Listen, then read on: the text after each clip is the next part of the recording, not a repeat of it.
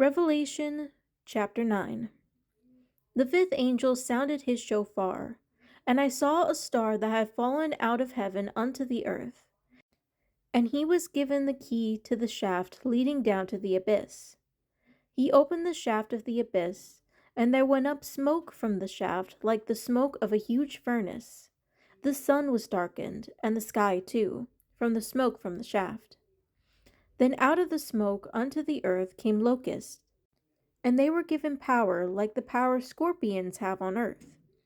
They were instructed not to harm the grass on the earth, any green plant or any tree, but only the people who did not have the seal of Yahweh on their foreheads.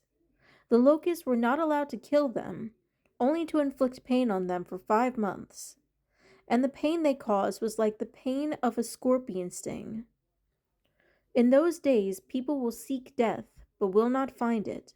They will long to die, but death will elude them. Now these locusts looked like horses outfitted for battle. On their heads were what looked like crowns of gold, and their faces were like human faces. They had hair like women's hair, and their teeth were like those of lions.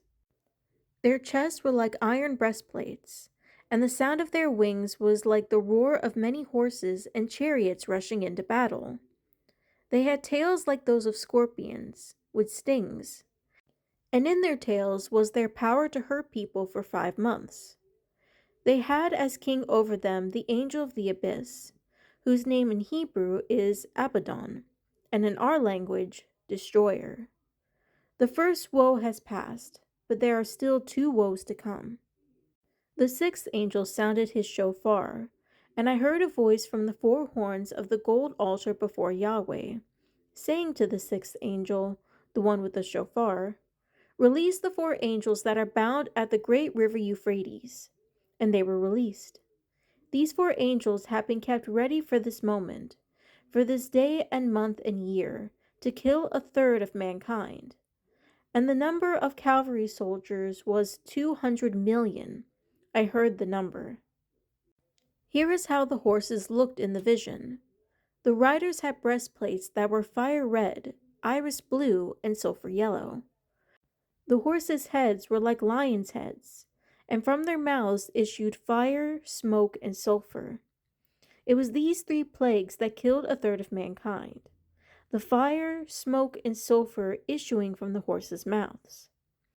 For the power of the horses was in their mouths, and also in their tails. For their tails were like snakes with heads, and with them they could cause injury.